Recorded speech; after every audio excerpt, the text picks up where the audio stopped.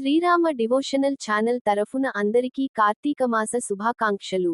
భక్తి, దీపాలు, దానం, ధ్యానం నిండిన ఈ పవిత్రమైన కార్తీక మాసం ప్రతి ఇంటిలో దైవమయత నింపాలని శ్రీరామ డివోషనల్ ఛానల్ మనఃపూర్వకంగా ఆకాంక్షిస్తోంది.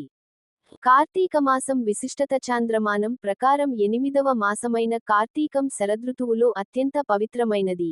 పూర్ణిమనాడు చంద్రుడు కృత్తికా నక్షత్ర సమీపంలో సంచరిస్తూ ఉండడం వల్ల ఈ మాసానికి ఈ పేరు వచ్చింది. స్కంద పురాణంలో నా కార్తీక నమో మాసః నా దేవం కేశవాత్పరం అని పేర్కొంది. అంటే సంవత్సరం మొత్తంలో కార్తీక మాసానికి సమానం మరొకటి లేదు. విష్ణువుకు సమానమైన దేవుడు లేడు. ఈ నెలలో భగవంతుని స్మరణ, దీపదానం, వేదపఠనం, వనభోజనం వంటి ఆధ్యాత్మిక కార్యక్రమాలు పుణ్యఫలాలను ప్రసాదిస్తాయి. హరిహరాదులకు అంటే శివుడు, విష్ణువు ఇద్దరికీ ఇష్టమైన మాసం ఇది.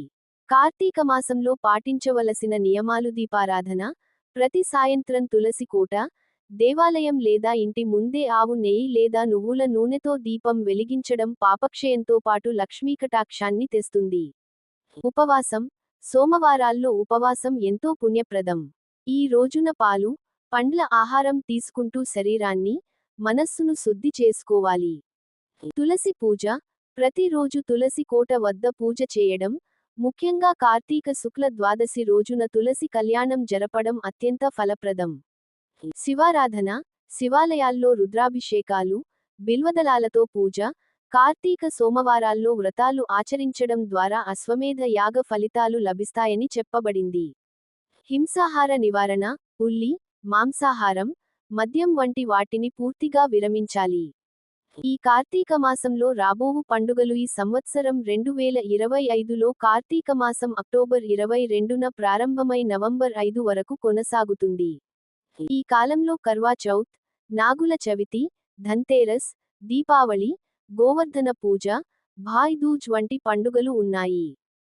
ముఖ్యంగా నాగుల చవితి పండుగ ఈ మాసంలో జరిగే ప్రముఖ వేడుకలలో ఒకటి. ఇది సర్పదేవత ఆరాధనకు, ఆరోగ్యరక్షణకు సూచకం. భక్తులకు పిలుపు: ఈ కార్తీక మాసంలో ప్రతిరోజూ దైవస్మరణలో, దీపారాధనలో, భక్తి సాధనలో మునిగిపోదాం.